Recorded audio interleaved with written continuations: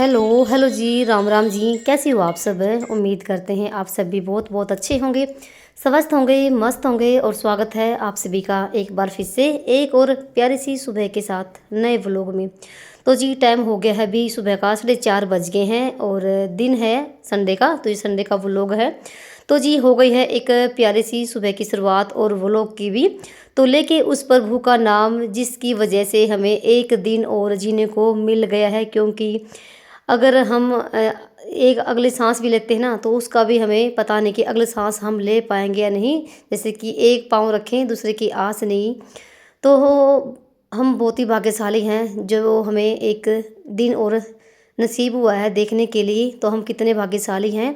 तो यहाँ पर मैं उठ गई हूँ और सबसे पहले ना उस भगवान का शुक्र अदा जरूर करें, उस ईश्वर को धन्यवाद करें, साथ में प्रकृति का भी धन्यवाद करें।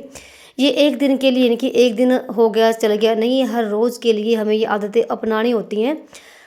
तो जी यहाँ पर ना सबसे पहले तो मैंने पर्दे वगैरह हटा दिए थे और साथ में ना अपना गेट खोल दिया है बाहर का। और मैंने देखा बाहर खड़े होके काफ़ी ठंडा मौसम हो रखा है। वैसे भी सुबह का तो मौसम ठंडा ही होता है जब बाहर निकलते हैं, तो अंदर तो देखो गर्मी है ही।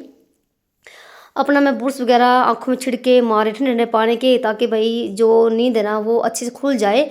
क्योंकि सुबह का टाइम ना इतनी गहरी नींद आती ना, उठने का मन नहीं करता। पर ये है कि जब हमें ना आदत पड़ जाती है ना किसी चीज़ की, तो ऑटोमेटिक ही ना हमारी आँख खुल जाती है। और जब आप जल्दी सोओगे ना तो जल्दी आप उठ जाओगे। तो सबसे पहले तो मैंने यहाँ पर ना रसोई माँ को प्रणाम करके तभी मैं अंदर जाती हूँ रसोई की। और अपने लिए और इनके लिए कर लिया है गर्म पानी। तो आज अभी तक वो उठे नहीं हैं, तो उनके लिए भी मैंने पानी गर्म कर दिया और साथ में ना आधा आधा नींबू भी निचोड़ दिया है। तो भाई अब ना गर्मी के मौसम में ना नींबू भी ना 200 रुपये किलो हो रखे हैं।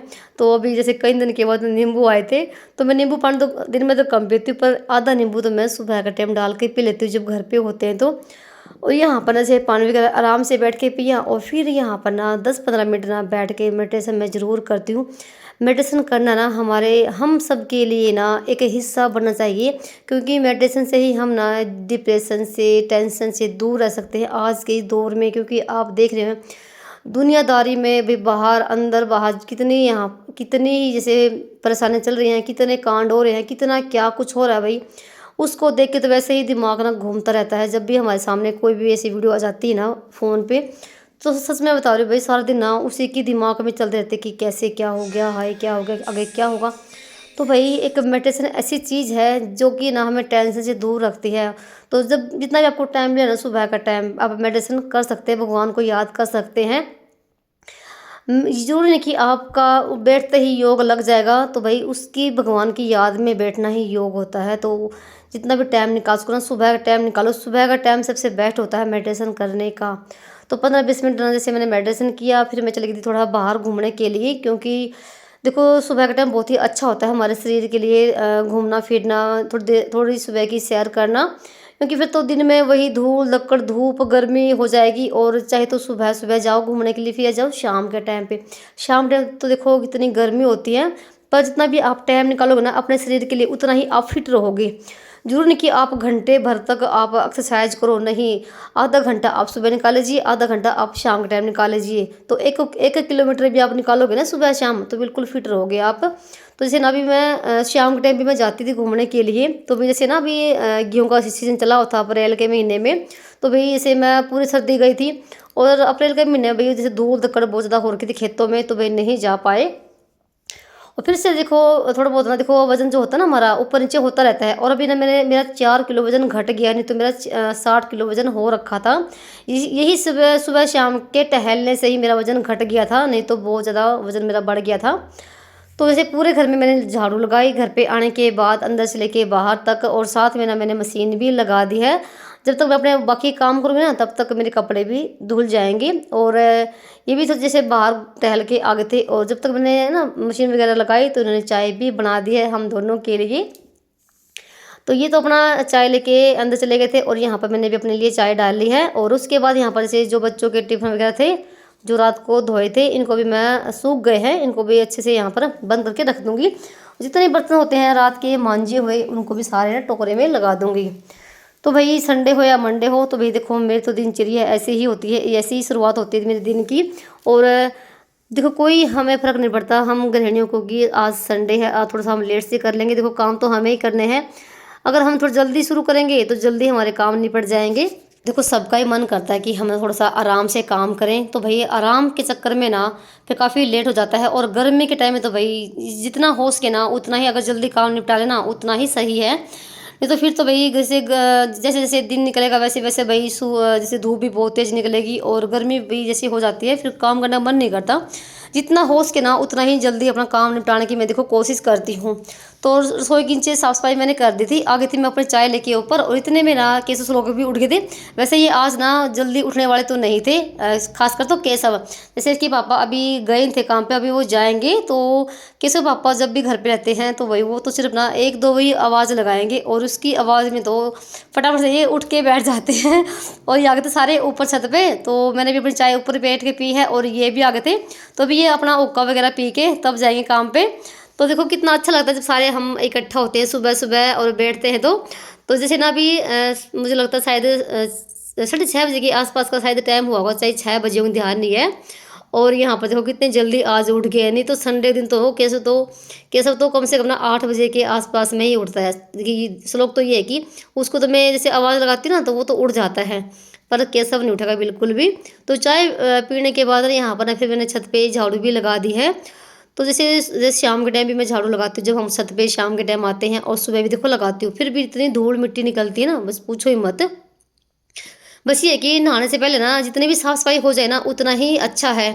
तो फिलहाल जैसे संडे का दिन है तो बच्चे नाश्ता वगैरह तो थोड़ा सा लेट से ही करेंगे, लेट से ही रोटी सब्जी बनाऊंगी मैं। ये भी अपना निकल गए थे काम पे, जब तक मेरा सारा काम निपटेगा ना, जब तक मैं अपनी रोटी सब्जी बनाऊंगी तब तक इनका भी आने का टाइम हो जाएगा। और बच्चों के लिए बढ़ेगा सेक, तो सेक पी लेंगे वो, और सेक पीने के बाद थोड़ा सा फिर लेट से ही खाना खाएंगे। तो यहाँ पर ऐसे मैंने मशीन लगा रखी थी और ये वाली चादर भी धोनी थी। तो केशव को तो बिल्कुल बेचैनी हो रखी है जब से मैंने ये चादर बिछा रखी है, मम्मी इसको निकाल दे निकाल दे। अभी तक ये मैली नहीं हुई थी, ये मैंने सोमवार के दिन बिछाई थी और यहाँ पर से 1 हफ्ता ही बिछी है और बिल्कुल भी मैली नहीं हुई थी। और मुझे तो भाई बहुत ही अच्छी लगती है चादर ये, पर केशव को बिल्कुल पसंद नहीं है। फिर मैं सोचा चलो भाई इसको हटाई देती हूँ, उसको नहीं अच्छी लगती। उसको तो ये ऐसी सूती चादर ही अच्छी लगती है जो कि वो बेड पे जैसे बिल्कुल भी सलवट ना पड़े। तो फिलहाल यहाँ पर ना मैंने जो बेड की शोकेस थी ना उसको अच्छे से साफ़ कर दिया है, और यहाँ पर ये वाली चादर मैंने बिछा दी है। इस चादर को भी वही कई साल हो गए हैं, बिल्कुल कई साल, शायद 7-8 साल तो हो गए होंगे इस चादर को। और ये देखो कितनी मतलब कि घस पीट गई है और अभी तक मतलब फटी नहीं है, बिल्कुल मजबूत है। अभी भी थोड़ा सा इसका रंग तो फेड हो गया है। अभी पोछा लगाऊंगी पूरे घर में, उससे पहले थोड़ी बहुत जो भी डस्टी का जो मेरा काम होता है ना वो मैं फटाफट से साफ कर लेती हूँ। खिड़की दरवाजे एक एक हाथ ना सभी चीज़ों पे घुमा दूंगी फटाफट से। जो भी मेरा काम ना सफाई वाला वो मैं फटाफट से अपना निपटा लेती हूँ। और तब तक ना जब तक मेरे काम निपटेगा तब तक भाई 8 बज जाएंगे, क्योंकि रोटी भी बनानी है, सब्जी भी बनानी है, बहुत सारे काम भी करने, नहाना धोना भी है। और जैसे केशव लोग जैसे उठ गए ना आज, तो केशव तो नहा धो के जाएगा तो खेड़े पे धोख मारने के लिए। जैसे संडे दिन ना हमारे यहाँ दादा खेड़े की धोक लगती है।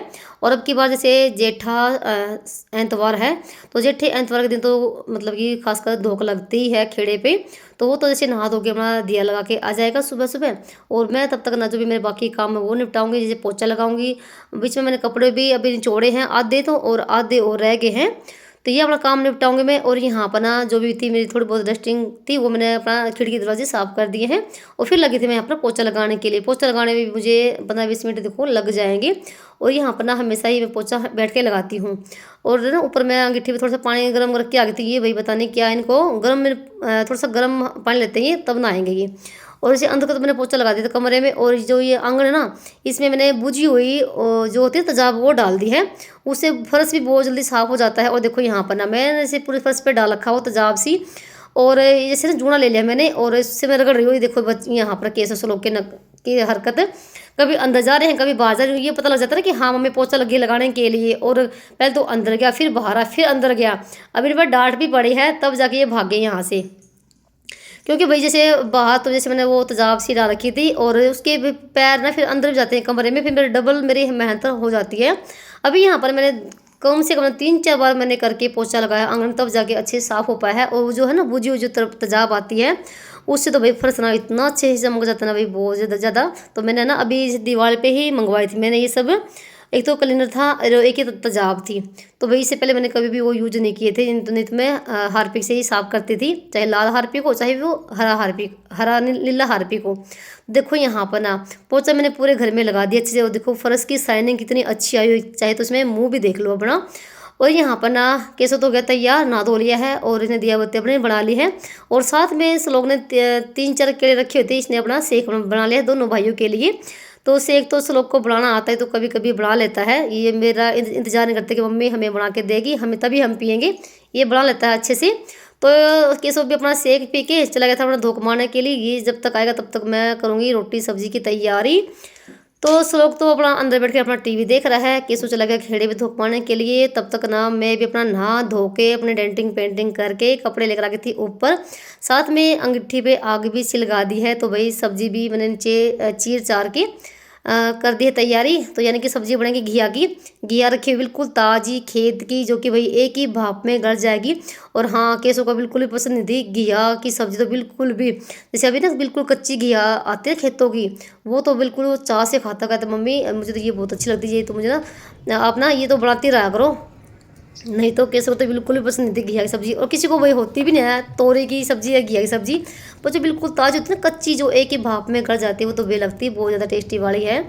तो यहाँ पर ना सारे कपड़े मैंने सुखा दिए हैं, और धूप भी भाई आ गई है। तो 8 से भी ऊपर का टाइम हो गया था। पहले सोचा कि मैं रोटी बना लेती हूँ, और जब तक ना मैं बाकी अपने काम करूँगा ना रोटी बनाने के बाद, तब तक ना सब्जी बन जाएगी। तो यहाँ पर फिर मैंने जैसे फटाफट से रोटी बना दी है, और साथ में ना फिर मैंने सब्जी की भी कर दी तैयारी। सारा सामान ऊपर मंगवा था मैंने श्लोक से। और यहाँ पर ना श्लोक को लेकर आ गया था ये खरबूजा, कह रहा था मम्मी ये चीर के दे दो। तो यहाँ पर मैंने इसको चीर के दे दिया है। थोड़ा सा नीचे केसों के लिए भी लेके चला जाएगा, वो भी आ गया है। तो फिलहाल यहाँ पर मैंने चढ़ा दी है मिट्टी की हांडी, और जीरा प्याज का लगा दिया तड़का। फटाफट से यहाँ पर सब्जी छोंक देती हूँ।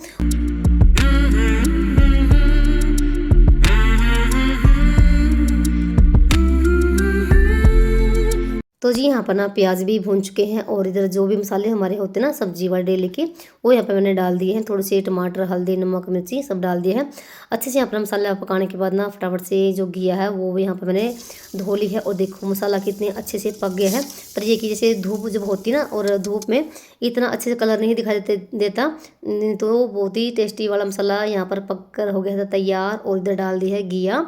तो सब्ज़ी मैंने यहाँ पर ना 2 टाइम की बनाई है। तो शाम की भी सब्ज़ी मैं इकट्ठा बना लेती हूँ, और अभी सुबह की भी। सुबह के अभी जैसे जब तक खाना खाएंगे ना तब तक ना 9-10 बज जाएंगे। फिर तो दोपहर के टाइम तो कम ही रोटी खाएंगे ये।